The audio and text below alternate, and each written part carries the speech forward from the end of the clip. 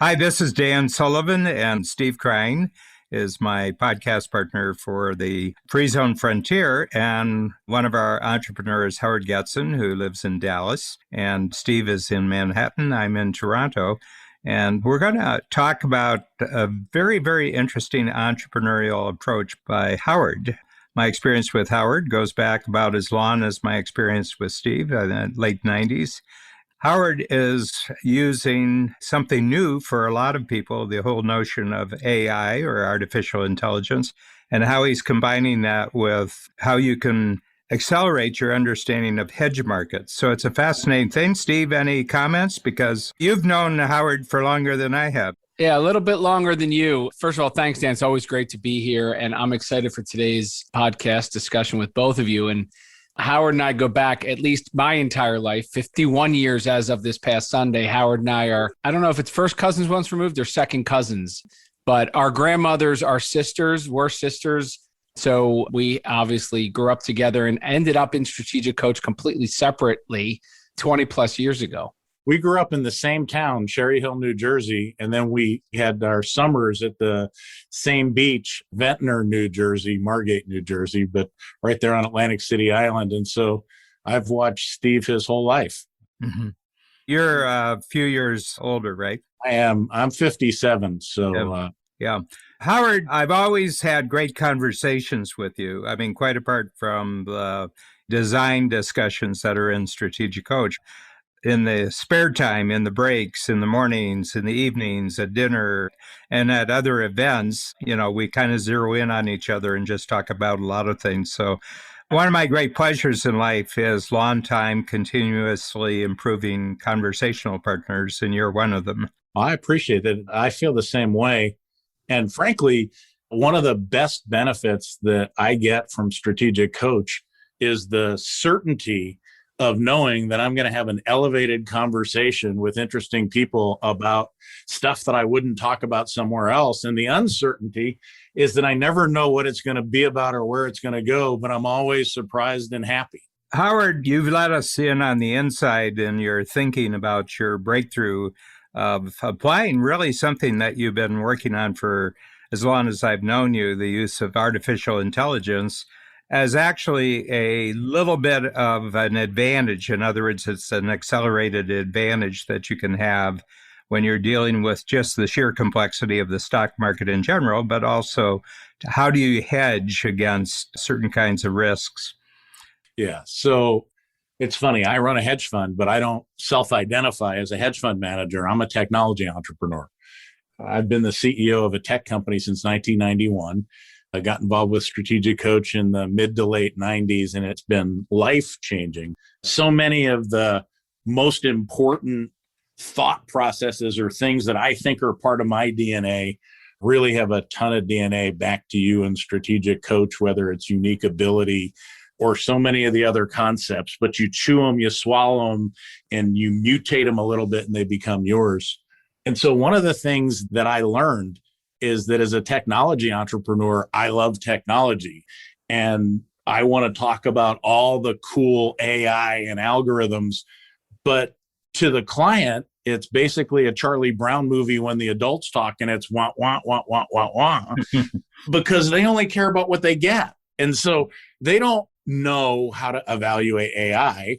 But Strategic Coach gives me a way to think about the lens. And it says, if I want to be a hero to them, what are their dangers, their opportunities, their strengths? What are they really looking for?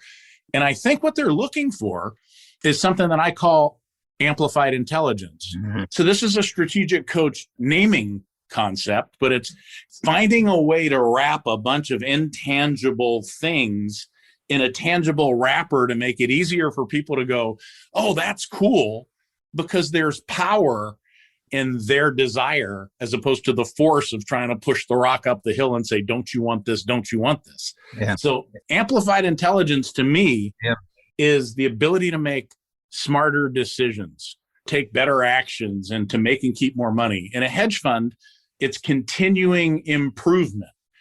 But it's not just in a hedge fund, it's in any business. Everybody wants to make better decisions, take smarter actions, and continually improve performance. So amplified intelligence is now the organizing principle for that next 25-year chunk of what I'm going to do.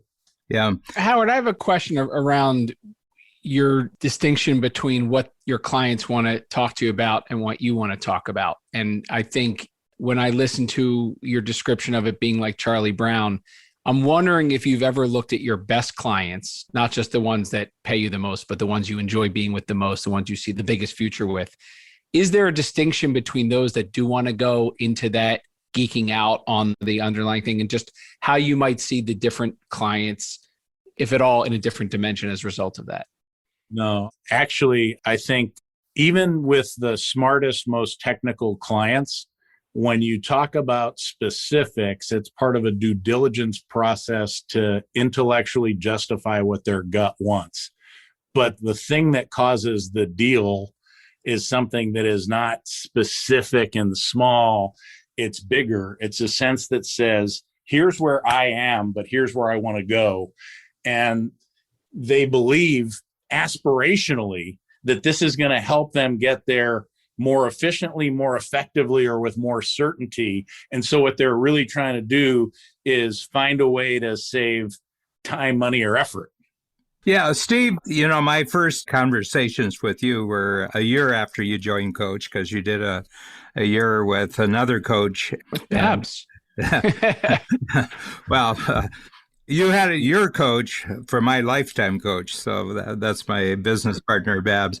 But you were kind of one of the first people that was in Coach, where you were using this new thing called the internet as a platform for a better kind of advertising directed at particular types of products and services. He took that company public. I did. Yeah, you did. And actually, you were the very first strategic coach client who went from private to public, while they were in the... By the way, with the use of a strategy circle guiding me the entire way. Sorry for that deviation into that, but a very important one.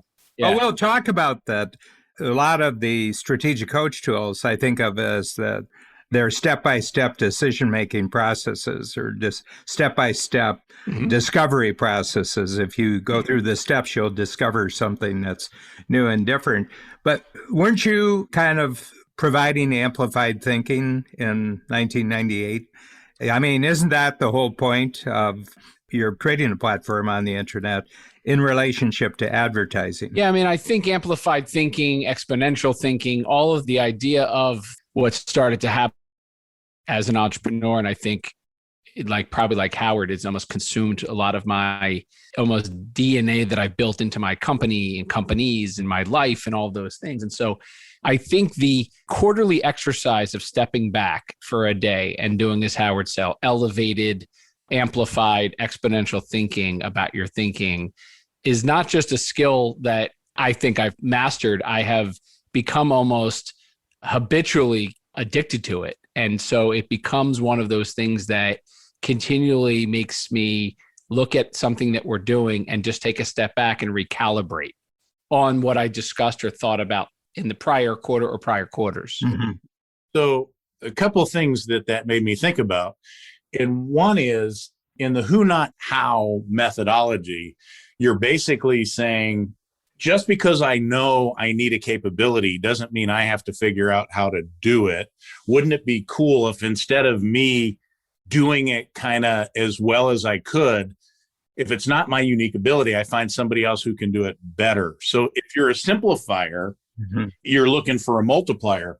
But with technology, you can actually create a technology that's a substitute for that who, and the technology can be the multiplier. So the company he took public was a way to do contests, which was a lead generation tool.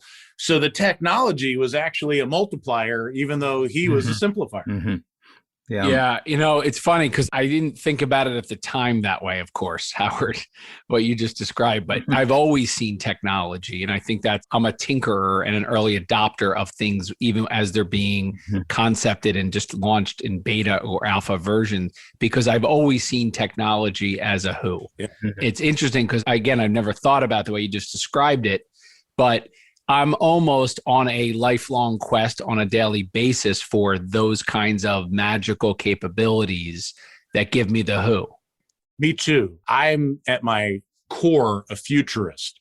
And in a sense, I find a path or I create the path. But I found that the best way to predict the future is to build it. And the way to build it is to use a reality distortion engine to basically think about what's possible or what you want to create. And so many people say, but that's not real or it doesn't exist. But the reality distortion engine is actually the reality creation engine in Strategic Coach, because as you think about something again and again and again, you bring order to chaos, and then wisdom comes from the finer distinctions, which comes from thinking about it using these different frameworks. And you start to figure out, well, I can get from here to there. Well, what would be next, or what's possible from there? And if I do that, and what would be the constraint that would hold me back from here? And all of a sudden, you've got a much longer term picture of what you really want. Whereas most entrepreneurs are focused on the challenge or what they don't want.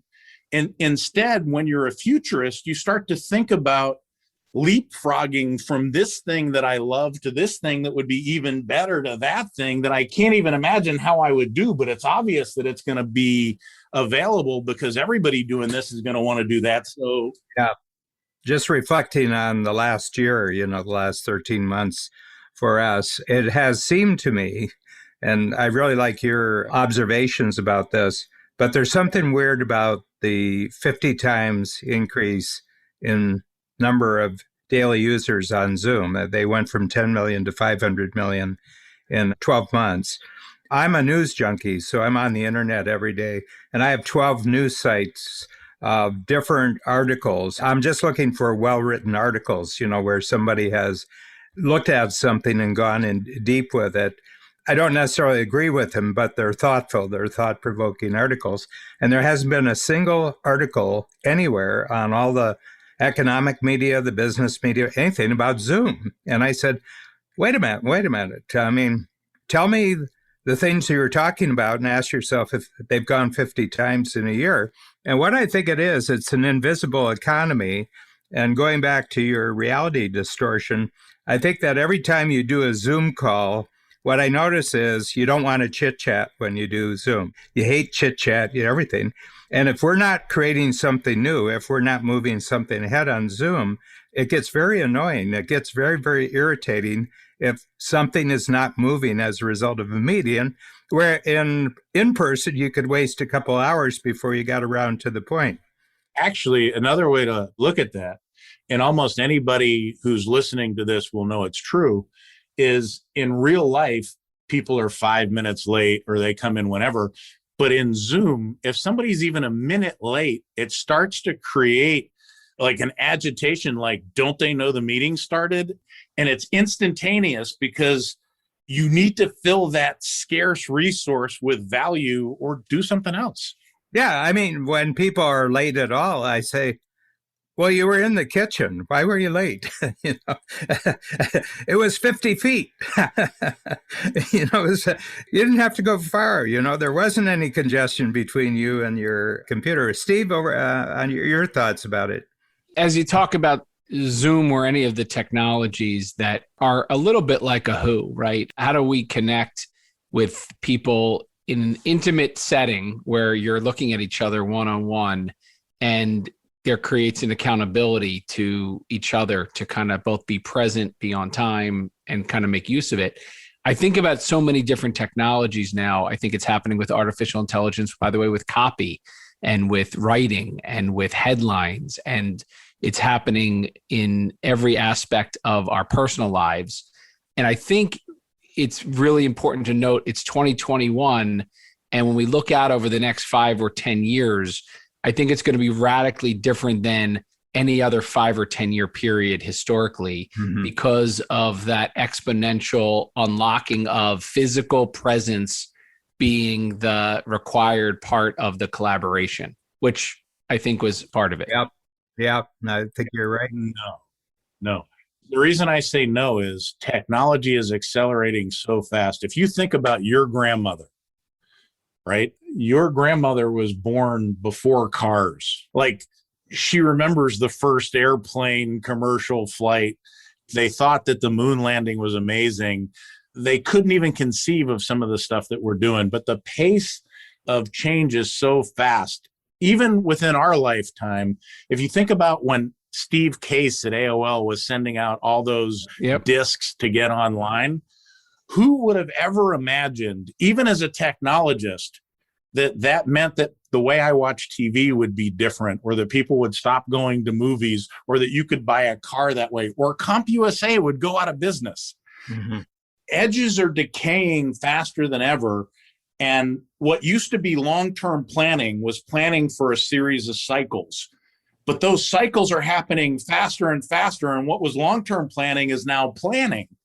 You've got to be constantly aware of how the recipe for what got you here isn't actually probably useful as the recipe for getting there. It was the recipe for how to be behind, not how to be ahead. Yeah. Well, I think it's one of the reasons why I think the 25-year framework that we've obviously spent so much time thinking about in Strategic Coach is anchored with only 90-day plans on the other side. So when we got into Coach, there used to be a tool where it was lifetime, then 10 years, then 5 years, then 3 years, then 1 year, then 1 quarter, then 1 week. I forget what that tool was called. The bigger future. Yeah, the bigger future. And you knew that the long-term one and you knew the short-term one was right. You just didn't know that messy middle part, right? And I think therein lies, I think, the relaxing of that discipline, Dan, by the moving future the way it's now, which is that long-term direction, but what's happening in the next 90 days. We're working hard, by the way, at Startup Health to think about a little bit longer, like a 2-year thinking as a companion to the 90 days, which is not a replacement of the 3-year thinking. It's a replacement of the 10-year thinking. So 2 years is what 10 years and 90 days is what we used to be a lot longer. I think to your point, Howard, there's a condensing, but there's also an important adjustment to be made on all goal setting. Yeah. But the longer term, bigger future thinking is much more instructive and forgiving than the short term sprints. And so the business people or the entrepreneurs who are so focused on this quarter or this year constantly feel under pressure or threat. And using that long-term, bigger future as a directional compass or a true north heading, it gives you so much more freedom to say, look, we're making progress. Let's just course correct. And it comes from a place of abundance rather than scarcity. It changes the nature of the 90-day sprints. Yeah. Well, it's really interesting just in relationship to mine. So when I was 75, I said, I've done 3 25-year periods in my life, and I kind of know what a 25-year growth pattern looks like just from my own life. So I said, I feel confident that I can talk about age 100. I said, it isn't really about Dan anymore, and it's not really about Coach anymore. I said, we're just got this enormous wealth of really interesting clients, and they're in networks now. And we've sort of sorted out that we're always going to have 3 levels to the program. So we were right there. And I said, why don't we just make the goal for what the impact of the Coach Network is?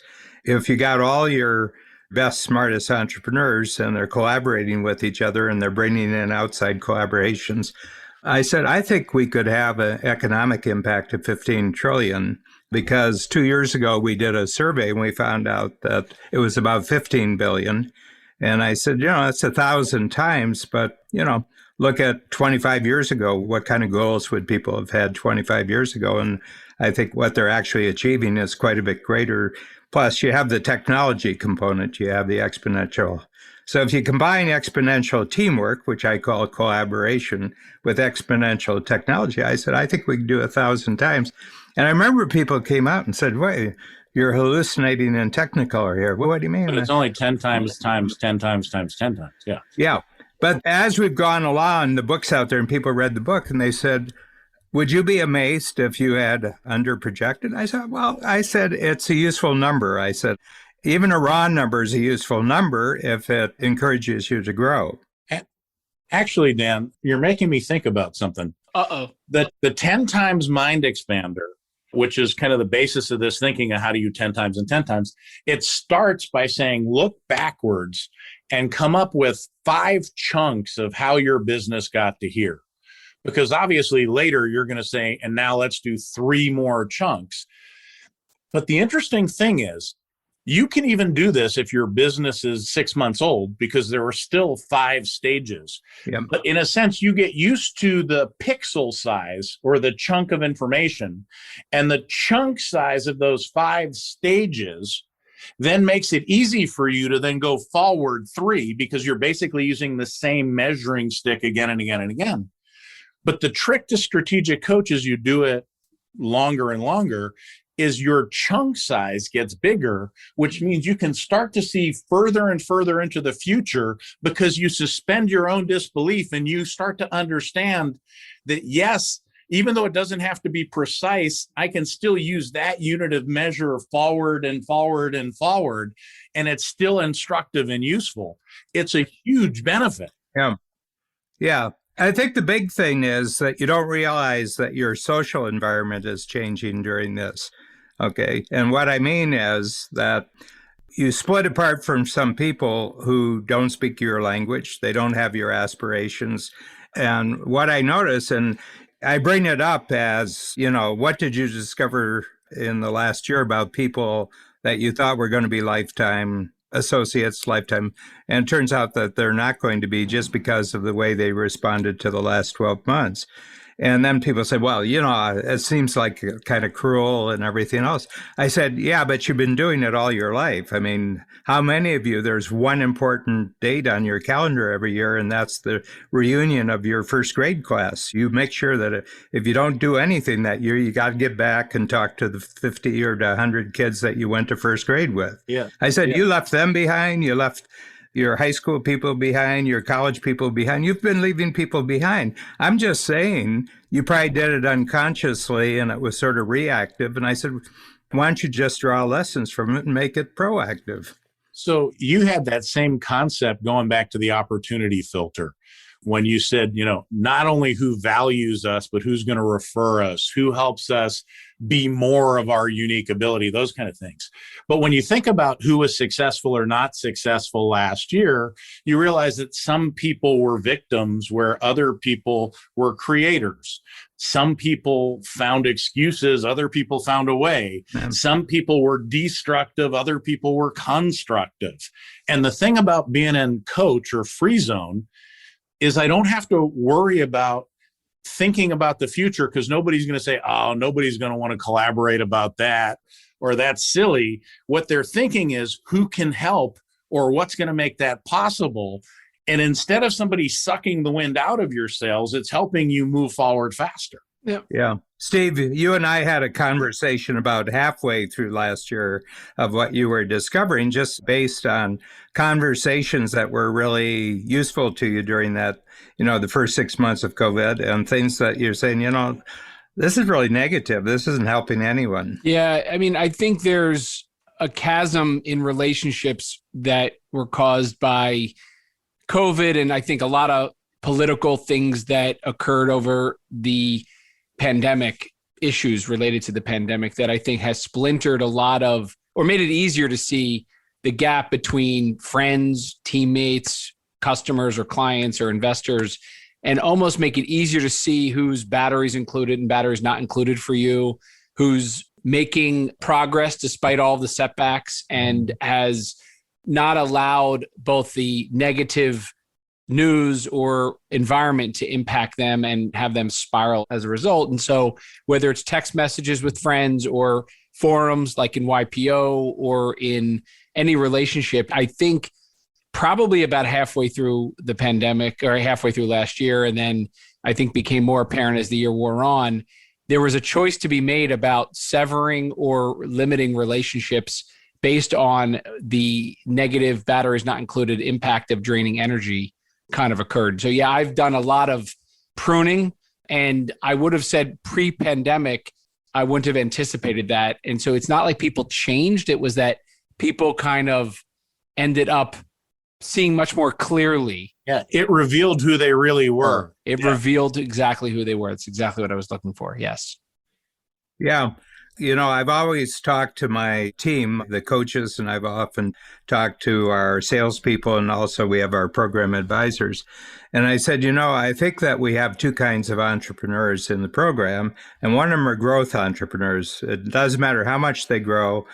it's just the beginning of the next stage of growth. Any growth stage they finish is just the beginning of the next growth stage. And it's lifetime. I think they're lifetime with this mentality. I said that I think there's another group, and they're a bit deceptive, that I call them lifestyle entrepreneurs, that unbeknownst to us, they had some status goals. So when they came into the program, they were very eager to use coach concepts, and they were very motivated, and they kind of looked like the growth. Like they have a thermostat that says, I'm already hot enough. Yeah, that's a wonderful metaphor, because that's exactly what happened. And it was a particular type of house in a particular type of neighborhood. It was the number of houses you had. It was all kinds of status symbols, including where your kids went to school and what clubs you belonged to. And when they hit it, that's it. That's it. And they're into maintenance. They're into sustainability when they hit that. And when they hit the COVID wall, they had no future that would pull them through. They had no bigger future that would pull them through. And I think that people who kind of thrived on it is that actually they got better access to their better future because of what was happening in the rest of the world. What do you think the dynamic, though, was, Dan, between formerly ambitious growth entrepreneurs or others who almost because of COVID or in the midst of COVID almost reverted down to a different level? In other words, this to me separated those ambitious growth entrepreneurs even further, because I think there are those that somehow became not growth or ambitious as they had once been, almost lost their way. So it wasn't like that's what they were, it's who they became. Yeah. Yeah. Well, I think it's the Chris Voss. I think it was at our summit in the symposium last year. Yeah. Yeah. And somebody asked him the question, when you have a crisis like a hostage taking situation, he being one of the lead negotiators for the FBI, I said, do people really rise to the occasion? Do you notice? And he says, nobody rises to the challenge. He says, nobody rises to the challenge. They just revert to their highest previous level of preparation. Yeah. And having a bigger goal all the time is your previous level of preparation. So if you think about the bigger future as a North Star that calls you forward, okay, then no matter what's happening in the trench, you put your head out of the trench to say, where do I want to go? Mm-hmm. Too many people kept their head in the trench and they said, well, I can't do the stuff that I normally do. And they spent their time watching the news or focusing on scary times, and their cycles were taken with unproductive things, where other people took the freedom, the time, the money, so many different things, and said, what can I do? Or what would I like doing? Or what could I do that would actually take my mind off the cavalcade of horrors that surrounded us? Yeah. And you saw a bunch of people have the best year ever last year. Yeah, I can test this out on both of you because you have, background going back to grandparent level, both of you, and you were in the same geographical area. That there was a book written in the 1960s called The Lonely Crowd. And he was just making an observation of about 100 years of Americans. And he said, when we started this, so he would go back to the 1920s. He was writing this 1950s, 1960s. And he said most people were tradition-centered. In other words, they came out of could be an ethnic tradition, and that pulled them together. It could have been a religious tradition. It could have been the size of their community and what their community was. It could be the main occupation. But he said they have things that you could count on predicting forward. And therefore, if you got a hold of the first principles for your tradition, you were going to be okay. And he says then there was a lot of disruption because of the two world wars and the Depression, and then things like television, radio. And he said, so these tradition-based people, the most ambitious ones, would move out of their tradition to another place, but they had a set of internal, so they were inner-centered. They weren't back to the tradition where they were, but they carried with them a set of inner principles and values. Yeah, it's called locus of control. Yeah. And then he said what he was noticing, because television had hit full force in the 1950s with the three networks. And he says, what I'm noticing more and more, that people's notion of who they are is actually determined by other people's opinions. They're outer centered. Well, take that forward 40 years to social media, and I think people, who they think they are depends upon what their social network thinks they are. It's also what they're exposed to or what they think is possible. The reason divorce got so popular is that television shows and movies showed you that you didn't have to grow up in the town where you grew up and you didn't have to stay married to the person that they put you with. It created a sense of fear of missing out, or I only live once, or however you want to look at it. But it isn't necessarily just the external locus of control. It's you get to see the choices that other people make and you compare it to the choices that you've limited yourself to make. And it creates a whole different frame of reference for you. Just so I want to say that I think in every society, there's a group who are entrepreneurs. And I think entrepreneurs are far more inner-centered than the general population that they were born into and grown up, the generation. What people would think about, the fact that I became an entrepreneur, it wouldn't have any effect on me whatsoever. And I feel that about both of you. I've got a 20-year viewpoint or perspective when I look at both of you. And it seems to me you're always being guided by something on the inside, not by other people's opinions. Sometimes to a fault, by the way. In other words, unapologetically, we want what we want. And from the outside, it might not even look like it's that clear to us. But I have found that to a fault, it's always been just we want what we want, and that's what we're doing. Yeah. The thing that distinguishes somebody like Stephen as an entrepreneur is that he's smart and he believes that he can achieve anything that he commits to. But instead of using just his head, he also is heart-centered. And so the difference between a good entrepreneur and a sociopath is really small, but it's the fact that you're optimizing on doing well for others rather than doing what you want. And so somebody like Stephen is thinking about, how do I create value? And then as I do that, how do I profit from it? Rather than how do I profit and what should I do? And on my terms. Yeah. Right. On my ideal day, week, month, life, team, etc. And also you're the buyer, more and more you're the buyer, I think the big thing, people are saying, well, how do I know that I'm a buyer in a negotiation? I said, well, who's the person who can walk away? Yeah, it's an important distinction in all relationships. Yeah. Yeah, who can walk? That's the buyer. Actually, it's not just who can walk, Dan. It's the internal locus of control to say, I can create options. And as soon as you create options, you can choose. Yeah. You don't have to walk. You can choose. Yeah.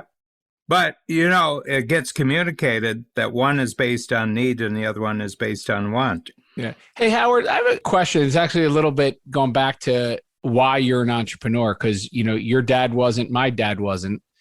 Right. And I'm taking a little bit of what you were just describing, Dan, about like the origin of how we all ended up first generation entrepreneurs in our families. You know something about your ancestors. They visited an island in New York Harbor. They got off a ship and visited an island, and that's how they got here. They went through Ellis Island. Yeah, they really did. Yep. My grandfather was an entrepreneur. It skipped with me. But there is ultimately an underpinning of entrepreneurial thinking, even before it was called entrepreneurial thinking, that I think I've always been obsessed with. Yeah. For me, I think a lot of it came with this concept of being smart enough to think ahead and saying, I want this thing, and the world saying, no, you can't have it. And I was like, yes, I can. And at a certain point, realizing, well, if I really want it bad enough, then I'll create it. And in the beginning, you only have the muscle or the agency to do it at this level. And again, as you become a more and more experienced entrepreneur, you realize that your reach is much bigger, and it doesn't all have to be done by you, but you have to decide how you're going to focus your energy, resources, and influence to create the things that you want to create, but realize whether you're doing it consciously or unconsciously, you're still creating the life that you're leading. Well, I think it's the desire for freedom, too. The four freedoms are really the big thing. Increasingly, over the last 10 years, I'm having entrepreneurs in the program ask if they can talk to me because they've gotten an offer from someone to buy their company. I just want to tell you this, how I answer that. And I said, well, did they send you a proposal? And I said, yeah. I said, well, turn to the page that says, first of all, after you sell, do you have to show up? And they said, yeah, it's 2 years. They want me around for 2 years. And I said, well, turn to the page where they describe what you have to do over the 2 years, I mean, do you get free days? Do you have work hours? And they said, yeah, but it's a big check and everything else. And I said, no, because I'll tell you something. You're an entrepreneur. You've always been an entrepreneur. And the day after you seal the deal, and the first day you got to be in their office, they hate you and you hate them. And you got 2 years of hating, and your former staff who were there, they're very, very confused. This is a big differentiator between strategic coach and other things. So Stephen is a very happy member of YPO, and I hear him mention it all the time. But YPO is not strategic coach because YPO is a third entrepreneurs, a third family business, and a third professionals. And a lot of those professionals really dig those long-term contracts where they're the hired gun who does whatever. But it's the entrepreneur that really defines who they are based on what they're creating rather than what they do. Yeah. I mean, I've got 2 cases in strategic coach of entrepreneurs, and they're really good entrepreneurs. And one of them is the heir to a very, very wealthy late 19th century, all through the 20th century. And he's an heir to that, and he wouldn't have to work for the rest of his life because of the trust fund. Okay. And the other one is the first generation from a very, very successful entrepreneurial company along the East Coast of the United States, multi-state. And in both cases, when they got into their 20s, they signed off on both their rights to the legacy, to the trust fund and everything. And both of them said to me, how will I ever know that any door that opens for me has anything to do with me? That's an entrepreneur. The entrepreneur is that you want to own your own agency in the sense that you're the one who's taking action. You're not reacting to something, you're actually creating. And my sense is entrepreneurs are the ones who just want the most personal agency that you can possibly have in the lifetime they have to live. You used to have a tool called the Value Creator, and it was a great lens for entrepreneurs to think about the capabilities and the things that they were creating. But you're right. I actually believe that that's the distinction between what makes an entrepreneur an entrepreneur. And it's actually a force function, because I think in real entrepreneurs, it's like a genetic compulsion that you must.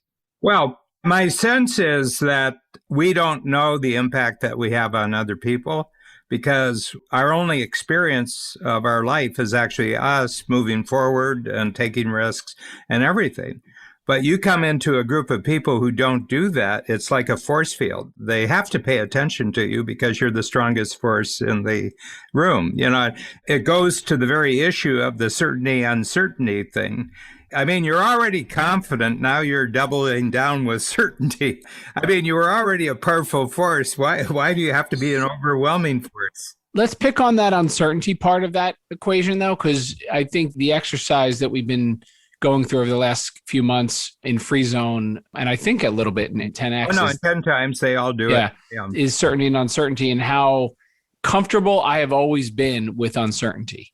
And I think the tool for me gave me a home to put all of the uncertainty in not only my head and get it down on paper, but even give it a home in my conversations. And by doing so, shift it from an area of either ignoring it because it's kind of, just uncertain, but the acknowledgement creates confidence around uncertainty. And I'm very comfortable now, several months in, to going through the exercise of owning the uncertainty in every situation proudly. Yeah.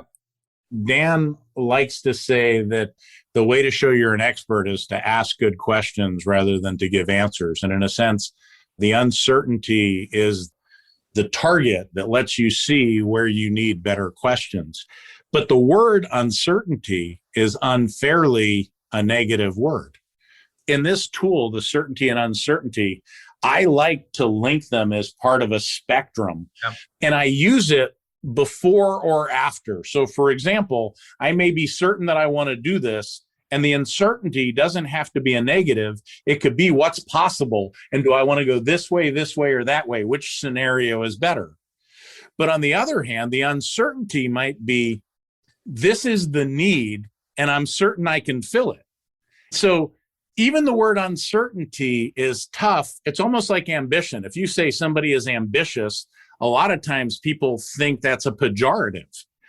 The word by itself doesn't have a valence. It's what you use it for. Yeah. I'm really noticing, there's sort of a sub-conversation on this, and, we can go fully into it. But I said, my goal for you, so I did my last workshop of the quarter, and the new quarter starts first week of June. But I finished a quarter, and I said, I've got a goal for you 1 year from now, that right now a lot of you are saying, certainty means I'm really confident, okay? And uncertain means I'm really vulnerable. And I said, a year from now, I'd like you to switch that you actually feel more vulnerable about what you're certain and you feel more confident about what you're uncertain. Yeah, because your edge is going to decay on the stuff that was certain, and you're certain that the stuff that was uncertain is where the opportunity is. Mm-hmm. Yeah. I think some entrepreneurs have always been comfortable sharing or communicating, conveying that uncertainty. I haven't been. I mean, I think I owned on the last workshop that was a big breakthrough for me to own it from the perspective of A, it doesn't show weakness, but B, I think many times my team or others might think I hadn't thought about. And so they would end up in my conveying of something I'm really confident about, think in the back of their mind, yeah, but I didn't think about this and that and that and that. And instead, meaning you weren't realistic. Yeah. So you were either ignorant or usually unrealistic. I've been often accused of being unrealistic in my ambition. Yeah. Yeah. Therein lies that, by owning the uncertainty, you kind of can be unrealistic. But realize there's achiever synonyms for words. So the achiever word for fear is anger, right? It's way easier for some entrepreneurs to get angry than to admit they're scared. They're fearful. Yeah. Right. Yeah. And so uncertainty seems like a weak word, but possibility seems like a strong word. So if you're having trouble with the word uncertainty in this thing, think about what's possible. Yeah. And you might get a different answer. I'm actually really happy with the word. Yeah, but language is language, and language is kind of like the blockchain, and I'm using that as an example. They said, well, what is the blockchain? I said, well, think of language. I said, that we have words in the vocabulary. And if you want any agreement that moves forward, everybody's got to pretty well accept the same meaning of the word. I mean, you can do your own thinking about a word on your own, but if you got a team effort and you got a goal, you got to believe that the words really mean something. Okay, so my attitude towards this, first of all, Steve, I'm in exactly the same position as you are. My team was coming, they said, Dan, we never knew you were uncertain about anything, And I said, it's so refreshing to know that you're uncertain about things, because we always feel like we're kind of slackers when you go ahead with something that we're not feeling all that certain about, and you do it. So what I realized was I developed that when I was on my own, when it was just me out in the marketplace. The biggest job I had was motivating myself out of bed in the morning to go out and face some more rejection. So I learned how to deal with that, but I never thought about it when I have 120 team members. Dan, as you said that, it occurs to me that one of the reasons this tool is so great is people can think that they have agreement because they use a word like red. But if I ask 20 people what red meant, somebody might say it's a color. A trader would say it means loss. Somebody who's Chinese says it means luck. Somebody who's emotionally intelligent might say it's love. Yeah. But if you chunk high enough to where there's agreement, so if I said, hey, in the context of traffic signs, what does red mean? Almost everybody knows it means stop. Yeah. The trick is you have to use a tool that chunks high enough where people agree. And then as you move down to, and then what, you can quickly get to where you're uncertain and where the opportunity is. But it's way more instructive and helpful if you first start from a position of agreement, so that you can then move to where the possibility or uncertainty is. Totally agree with that. Yeah. Anyway, this is a nice time for a episode shift. So I just want to say how much of this just been a fantastic discussion. I mean, we've got some real chemistry in this room, and I just have to look at more of my clients that are cousins, and then I bet I can have podcasts. I looked on 23andMe. I think Howard and I are like 3.94% shared DNA or something like that. Yeah. But what's interesting, Dan, and I don't know how many relatives you have in coach that didn't end up in coach because they're relatives. They ended up, despite the fact they're relatives. Yeah. We kind of reconnected. Right. We would see each other on certain family occasions, but never on a regular basis as adults. Yeah, because I'm 8 years older than him. So Yeah. when I was 18, he was 10. Yeah. So it's been an honor to be able to spend every quarter both with Howard, but also seeing some of the commonality we have familial on our thinking. So, Yeah. Your takeaway, Howard, from the discussion? Strategic coach has always been the favorite room for me to be in. And I use the notes that I take as proof. I take notes because I'm a little bit OCD and I'm going to do it anywhere. But the notes that I take in Strategic Coach are a different quality, and I value them differently. I store them differently. I access them more frequently. I refer back to them. I keep wanting to share them. And all I can tell you is it's like the definition of obscenity. You know it when you see it. There's a difference. It's a meaningful difference. Yeah. Yeah. I feel that too. And I feel that I've been firmly convinced all my life that new realities get created out of great conversations. Yep. And the last thing is, unlike most places that are trying to teach you things, most of your exercises are a trick, because the thing that you thought was the exercise is really the raw material for the real exercise, which is now think about your thinking and what's your insight. And it's the same thing we talked about at the end of chunking higher to the point of real certainty. There's thinking, there's feeling, and there's knowing. And one is head trash, the other is emotional trash, but knowing is something that you can really build upon. It's solid. And Strategic Coach is designed to get you to knowing. Yep. That's very true. Yep. Okay. excellent.